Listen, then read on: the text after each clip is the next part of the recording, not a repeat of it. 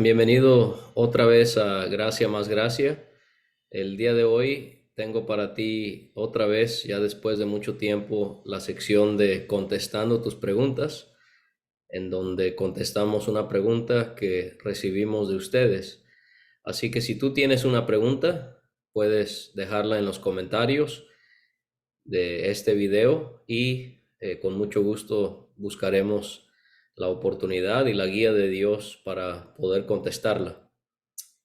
La pregunta que vamos a contestar hoy la recibimos en nuestra página graciamasgracia.com.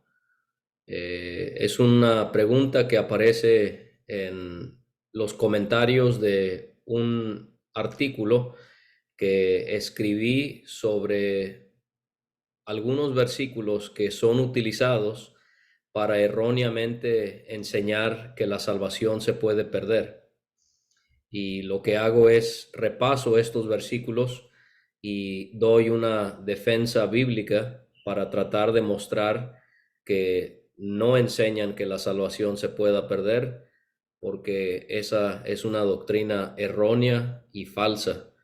Y así que voy a poner el enlace a ese escrito en la descripción de este video para que tú puedas leer este artículo que escribí hace un par de años.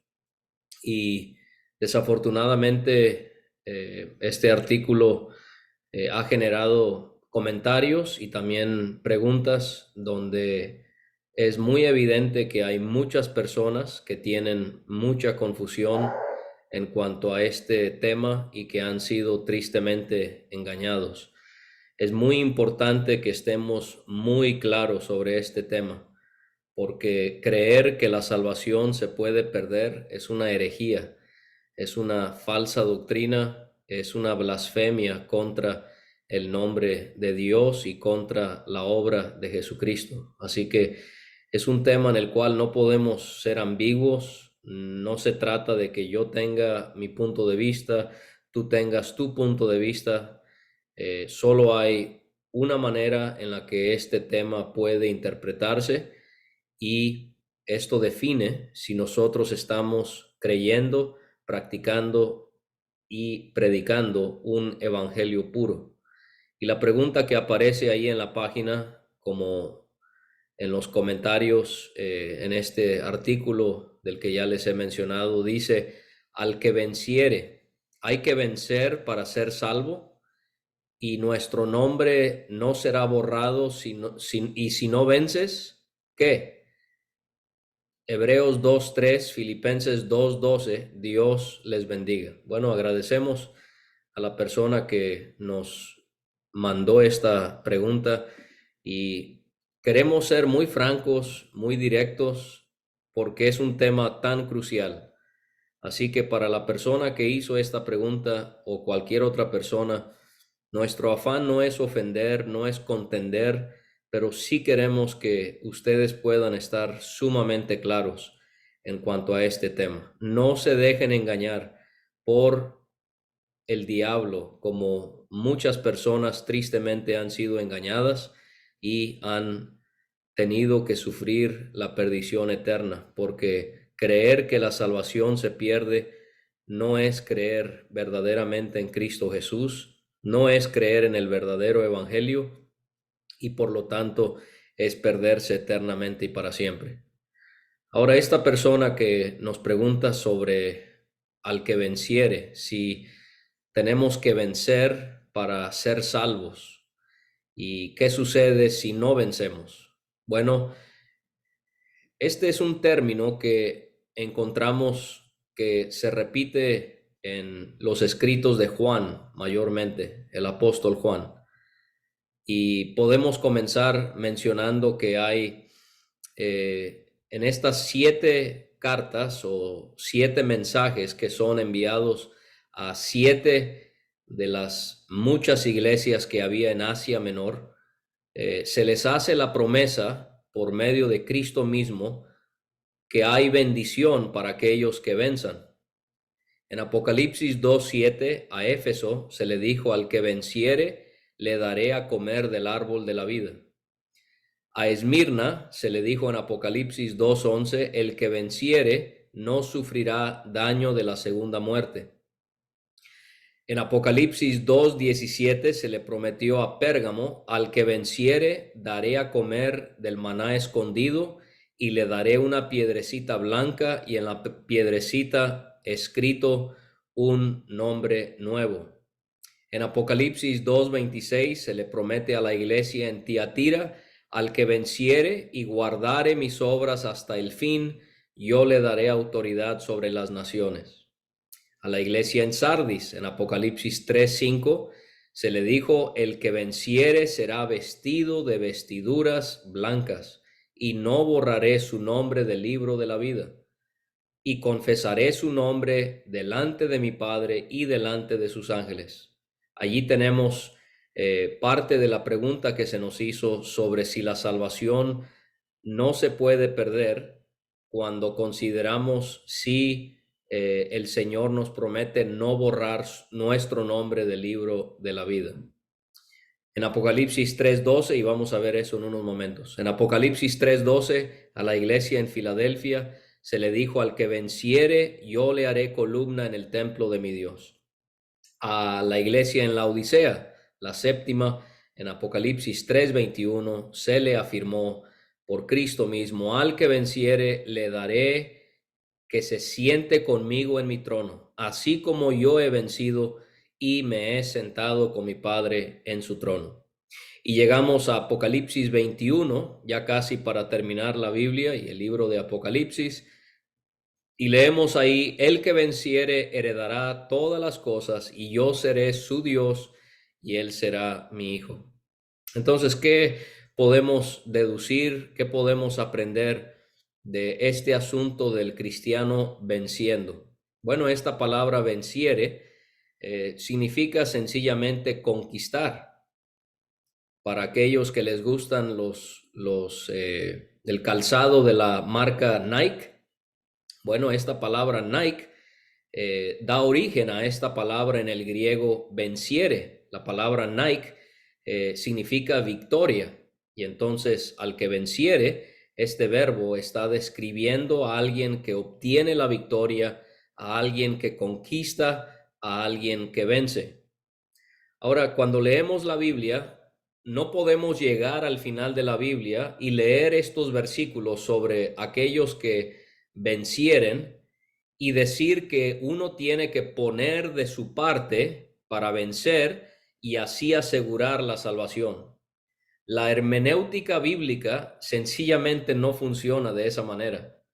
No podemos tomar una sola porción o una sola sección de la palabra de Dios y basar una doctrina entera sobre eso. No se maneja así la palabra de Dios. Tenemos que más bien interpretar la Biblia con la Biblia misma. En primer lugar, las cosas que leemos en la Biblia que no nos quedan del todo claro, debemos interpretar esas cosas con lo que sí se nos hace más claro. Y cuando nosotros leemos la Biblia enseña muy claramente en numerosos pasajes, no nomás en uno por aquí, por allá, en numerosos pasajes, que la salvación es solo por gracia, solo por fe y solo por medio de Cristo Jesús. La Biblia afirma en numerosas ocasiones que la salvación no es por obras. La Biblia más bien condena a los que confían en sí mismos, a los que confían en sus obras o los que confían en la ley de Moisés. Entonces, tenemos que usar los pasajes muy claros para interpretar los pasajes que se nos dificultan más ver su claridad. Cree en el Señor Jesucristo y serás salvo. Claro, es evidente lo que el Señor nos dice allí. Por gracia son salvos por medio de la fe. Esto no es de ustedes, sino es regalo de Dios, no por obras, para que nadie se gloríe. Abundantemente claro. Tenemos que tomar esos pasajes para interpretar aquellos que parecieran enseñar que la salvación se puede ganar por obras o que las obras mantienen nuestra vida eterna. Sencillamente eso es falso. Número dos, tenemos también que cuando queremos interpretar la Biblia con la Biblia, tenemos que considerar el contexto. Esto es muy importante en todo tema y lo podemos ver con este tema si se puede o no perder la salvación. Y cuando pensamos en aquellos que vencieren en el libro de Apocalipsis, ¿a quiénes son dirigidos los mensajes a esos mensajes que se dan en los primeros capítulos del libro? ¿A quiénes fueron dirigidos esos mensajes? Bueno, fueron escritos a personas que ya eran creyentes en Cristo. No hay ninguna indicación que estas eran personas especulando si iban o no a vencer.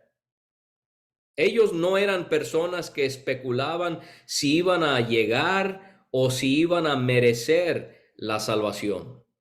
¿Por qué? Porque no existen tales personas ni aquí en Apocalipsis ni en toda la Biblia. El que es verdaderamente salvo entiende su completa incapacidad de ganarse la vida eterna y de mantenerla en su posesión. Y la persona que verdaderamente es salva descansa en el hecho de que solo Cristo puede salvarle. Cristo me salvó, Cristo me salva, Cristo me salvará. En el pasado, en el presente y en el futuro, mi salvación no recae en mí, recae en el poderoso brazo de Cristo Jesús. Entonces tenemos que interpretar el contexto. Estos mensajes sobre los que venzan se refiere a personas ya salvas que pertenecían a una iglesia. Número tres, al interpretar la Biblia con la Biblia, queremos también interpretar la Biblia consigo misma, también al tomar otros pasajes que hablen sobre un mismo tema para encontrar su verdadero significado. ¿Qué nos dicen? Debemos de preguntarnos otros pasajes sobre el tema de vencer. ¿Qué nos mostrarían esos versículos, esos textos? ¿Nos mostrarían que esto es algo que yo tengo que hacer por mi esfuerzo? ¿O es algo que el Señor permite que se realice en mí? Esto es lo que tenemos que preguntarnos. Y los pasajes que encontramos en la Biblia acerca de este tema muestran irrefutablemente que no es por mi mérito, no es por mi esfuerzo, no es por mis obras para que yo pueda vencer, sino la Biblia enseña que todo verdadero cristiano va a vencer porque es salvo, porque tiene al Espíritu Santo, porque tiene la palabra de Dios, porque tiene al Señor que le guarda con infinita seguridad. Ahora nosotros leemos en Apocalipsis y también en el Evangelio de Juan que Jesús venció. En Juan 16:33, él le dijo a sus apóstoles, en el mundo tendrán aflicción, pero confíen, yo he vencido al mundo. Ya lo mencionamos en Apocalipsis 3, le dijo a la iglesia en la Odisea, yo he vencido. Ahora, para las personas que dicen que los que llegan a vencer son los que son verdaderamente salvos y los que no vencen es porque no eran o no obraron lo suficiente y no pudieron vencer. Si usamos esa lógica, entonces esa lógica la tendríamos que aplicar a Cristo. Y eso significaría que si en el creyente hay una duda de que él pueda vencer, me duele decirlo, pero ustedes también tendrían que decir que entonces también en Cristo había la duda si él iba a vencer o no. Es como si presentáramos a un Cristo que, oye, pues no sabemos si él va a poder vencer. Si aquellos que él redime Es como un gran misterio donde nadie sabe quién sí va a poder y quién no va a poder vencer. Bueno, él entonces, no, eso sería blasfemo. Eso sería una falsa doctrina. No había ninguna duda, no había ninguna posibilidad de que Cristo no iba a vencer. Era claro, desde la eternidad hasta la eternidad, Cristo iba a vencer, Cristo venció, eso era algo absolutamente seguro. Entonces, si Cristo goza de esa seguridad y nosotros creemos en Él y estamos en Él, nosotros también podemos gozar por su gracia esa misma seguridad. Nosotros vencemos lo malo con lo bueno. El verdadero cristiano va a vivir continuamente venciendo con la ayuda de Dios. El apóstol escribió en Romanos 12:21, no seas vencido de lo malo, sino vence con el bien el mal. Lo bueno no me hace que yo sea un vencedor. Lo bueno que produzco, Dios lo permite en mí y Él permite que yo pueda vencer. Juan le escribió a los jóvenes en su primera carta que ellos ya habían vencido al maligno, uno de los 40 nombres del diablo en la Biblia. Él dice en primera de Juan 2:13, les escribo a ustedes, jóvenes, porque han vencido al maligno. Es algo que ya hicieron, ya lo vencieron. No lo hicieron por su propia fuerza o por su propio esfuerzo, porque un falso maestro, ¿qué hace? Solo busca un versículo, como ya mencioné. Y ellos leerían primera de Juan 2:13 y dirían, miren, ahí está, esos jóvenes por sus obras vencieron y han logrado poder vencer a el diablo. Mentira, porque nomás tenemos que ir al versículo que sigue y ahí encontramos el motivo por el cual los jóvenes pueden vencer al maligno. ¿Es por su fuerza? ¿Es por sus méritos? ¿Es por eso que ellos pueden vencer? No. Dice allí, les he escrito a ustedes jóvenes porque son fuertes. ¿Y por qué son fuertes? La palabra de Dios permanece en ustedes y han vencido al maligno. No habían cedido a las tentaciones, no porque habían hecho algo grandioso por sí solos, sino porque la palabra de Dios moraba en ellos. Esto es lo que hace un verdadero cristiano. No significa que es perfecto, pero sí significa que ya no va a ser un hábito pecar en su vida. A veces, tristemente, el cristiano cede a la tentación, pero eso no le hace perder su salvación. Él va a querer confesar ese pecado y pedirle a Dios, Dios, ayúdame a no cometerlo jamás. Si una persona vive en el pecado como un hábito, esa persona no perdió la salvación. Esa persona nunca fue salva. Nunca fue salva. Aquí encontramos que el verdadero cristiano tiene a la palabra morando en él o en ella y de esa manera es que puede vencer al diablo. Lo mismo encontramos en Primera de Juan capítulo 4 y versículo 4. Dice el apóstol, hijitos, ustedes son de Dios y los han vencido porque mayor es el que está en ustedes que el que está en el mundo. Aquí se refiere a los falsos maestros. Los verdaderos cristianos habían vencido a los falsos maestros habilitados por el espíritu del anticristo, porque Dios moraba en ellos y les prevenía de ser engañados por sus falsas enseñanzas.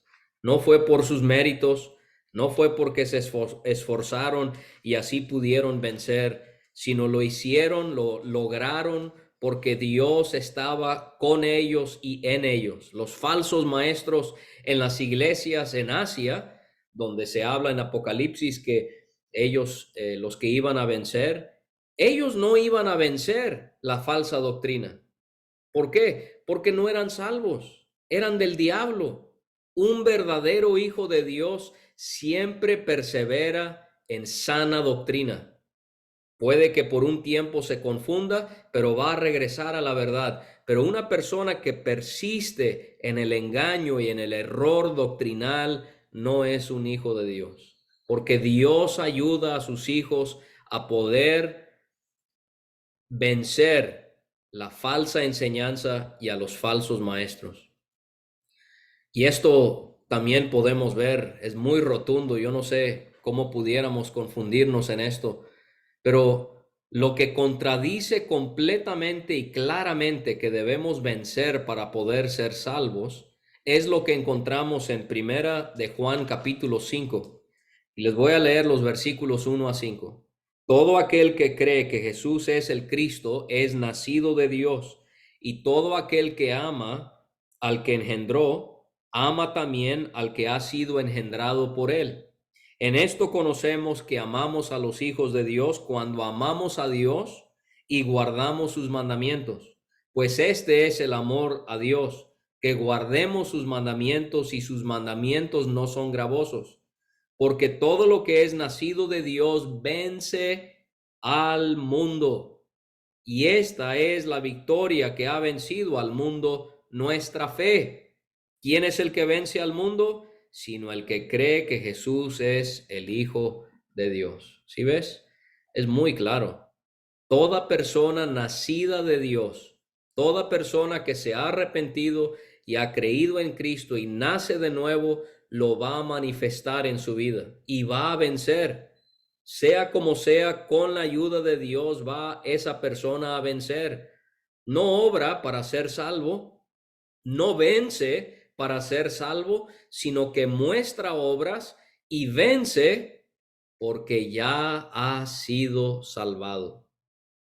Allí lo vimos claramente. Vencer al mundo es por medio de la fe, no es por nuestros méritos. Los que nos hemos arrepentido venceremos por medio de Cristo Jesús. Si Él venció, nosotros también venceremos. Romanos 8:37. En todas estas cosas somos más que vencedores por medio de aquel que nos amó.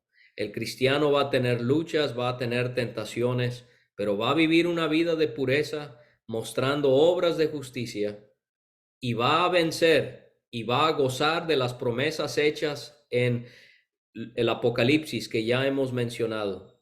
¿Por qué? Porque se lo va a ganar por sus méritos, por sus obras. No, lo va a hacer por medio de la presencia de Dios en su vida y por medio de la presencia de la palabra de Dios en su vida. En cuanto a Apocalipsis 3:5, no borraré su nombre del libro de la vida. También se preguntó acerca de esto en la pregunta que se hizo. Este es un pasaje favorito de aquellos de aquellos quienes erróneamente enseñan que se puede perder la salvación. El libro de la vida es donde Dios registra los nombres de todos aquellos quienes aceptan al Señor como su Salvador. El hecho de que diga no borraré su nombre del libro de la vida no abre la posibilidad de que sí lo pueda o quiera hacer. No hay un solo versículo que hable de Dios borrando nombres del libro de la vida. No lo confundamos con el libro mencionado en el Antiguo Testamento, que también lleva este nombre. Moisés, él, por ejemplo, dijo en Éxodo: ráeme ahora de tu libro que has escrito. Ese libro es el que contiene los nombres de todos los seres humanos que están vivos, sean o no creyentes. Y cuando alguien muere, su nombre es borrado de ese libro. Pero el libro de la vida es otro libro completamente distinto. Este es solo para los que han creído en el Cordero de Dios. Nada ni nadie los puede borrar de ese libro. Él rotundamente asegura eso a aquellos que hemos creído cuando Él afirma: no borraré su nombre. Tómelo como algo que vemos en nuestra vida cotidiana. Si tú le dices a tu hija: hija, te amo tanto que nunca lo dejaré de hacer, obviamente tú no le estás insinuando que hay la posibilidad de que algún día tú dejes de amarla. No, lo que estás haciendo es asegurarle con toda seguridad que siempre la amarás. Y lo mismo hace el Señor con nosotros. El Señor, en vez de abrir la puerta a que pueda mi nombre ser borrado del libro de la vida y yo pierda mi salvación, no tiene nada que ver con eso. El Señor nos está asegurando al 100%, yo no puedo, yo no lo haré, nunca les borraré del libro de la vida. Y se hace la pregunta sobre Hebreos 2:3, sobre cómo dice ahí el escritor anónimo. Voy a leerles el versículo. La pregunta: ¿cómo escaparemos nosotros si descuidamos una salvación tan grande? Ese también es un texto utilizado. Descuidamos la salvación, la perdemos. Otra vez, amigos, el contexto nos ayuda. El contexto nos muestra que aquí no se está refiriendo a personas que han renacido. Se refiere a judíos que habían escuchado el evangelio, pero que por la presión que tenían aún no habían creído en Cristo Jesús para salvación. Ellos son los que estaban descuidando la salvación. Un cristiano que es verdaderamente salvo, eso es redundante decirlo así porque un cristiano es alguien verdaderamente salvo, pero esa persona no puede descuidar su salvación. Es imposible. Son personas que han escuchado el evangelio y no han creído en el mensaje. Ellos sí están descuidando esa salvación tan grande y están en riesgo de perderse. Y en Filipenses 2:12 se hizo la pregunta ahí cuando Pablo le escribe a la iglesia en Filipos acerca de cómo debemos ocuparnos de nuestra salvación con temor y temblor. Aquí vemos que el contexto, otra vez de mucha importancia, nos demuestra que el evangelio cambia las vidas de los que han creído en el Señor. Nosotros no hicimos ese cambio por nosotros mismos. Eso lo podemos ver en el versículo que le sigue, en Filipenses 2:13, porque dice ahí el apóstol: porque Dios es el que en vosotros produce así el querer como el hacer por su buena voluntad. No es por lo que nosotros hacemos, es por lo que Él hizo en nosotros.